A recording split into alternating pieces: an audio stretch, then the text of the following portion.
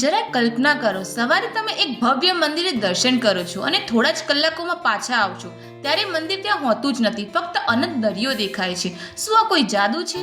તો હા મિત્રો, તમારું સ્વાગત છે તમારી જ ચેનલ ટ્રેન્ડી ગુજ્જુ ન્યૂઝમાં. તો મિત્રો, આજે આપણે વાત કરીશું ગુજરાતના ભરૂચ જિલ્લાના કવિ કંબોઈ ગામમાં આવેલા સ્તંભેશ્વર મહાદેવ મંદિરમાં, જેને ગાયબ થતું મંદિર કહેવામાં આવે છે.